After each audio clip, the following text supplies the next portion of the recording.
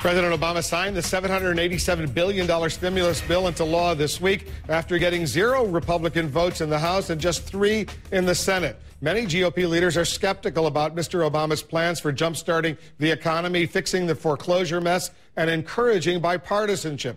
Joining us now is Senator Orin, Republican of Utah. He's a key member of the Senate Finance Committee. Senator, thanks for coming in. Nice to be with you, Wolf. Are you in favor of nationalizing some of these troubled major U.S. banks? I'm not, but the original way of doing this was, of course, to lend to them, take various forms of preferred stock, and have an interest in the bank that hopefully will be paid off so that the taxpayers will be reimbursed for all the monies that we're putting up. I prefer that system to any nationalization of the banks. Is that system going to work? Well, I don't know. I mean, in all honesty, I don't think it's been put together as well as it should. But, you know, and let's face it, some of these banks maybe should fail. You know, one of the things we need to do is get rid of those who have been fly-by-nights, those who haven't worked within good financial constraints. Sometimes you have to let them fail. But naturally, we don't want the major banks in our society to fail, and we should do everything we can if they have a reasonable chance of really being secure. We should do everything we can to keep them going. Because $350 billion of that bailout already, so-called TARP money, has been spent. Now the next batch, the $350 billion, is about to be spent. If it requires more than the total $700 billion, are you with the administration on that? Well, I want to help the administration, but one of the things that I kind of resent is that Barack Obama has presented this as though Republicans are not for anything. Of course we are. Some of the big problems with this so-called fiscal stimulus bill, number one, it was totally partisan. First 2 bills out of the shot, the CHIP bill and the so-called stimulus bill, were purely partisan bills. We were willing to work with them, and secondly, 74% of the stimulus bill is spending. Only about 26% is what you call revenue loss, and a lot of that isn't going to work. Giving $8 a week to people to spend isn't going to help stimulate this economy. We've already proven that that doesn't work.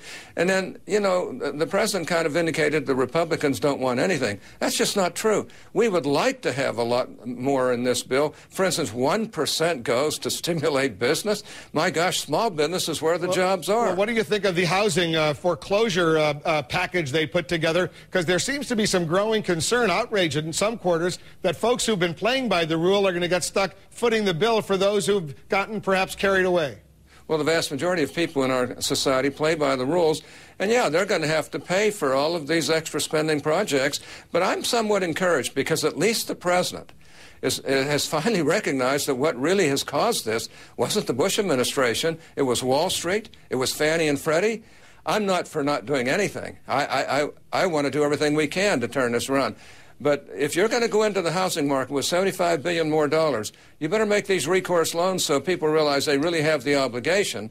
You better make sure that the ones who have played by the rules are not getting screwed here, which they will be. I feel confident the way some of the people in Washington act. And you better make sure that the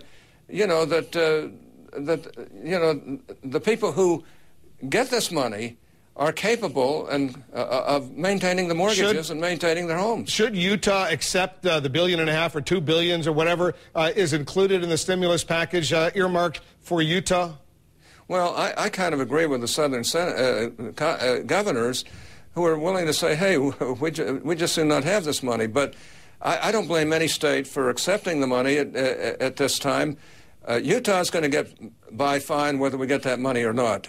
I was up at the state legislature. They're cutting programs to make us live within our budget constraints. That's something the federal government doesn't do. That's something the Obama administration isn't doing. It's something that Bush could have done much better on. And frankly, we're just encouraging them by giving them more and more money to blow on programs that may or may not work. And frankly, I'm really concerned about it. But I am encouraged that the president's willing to do something about the housing situation. On that note, we'll leave it. Senator Hatch, thanks for coming in.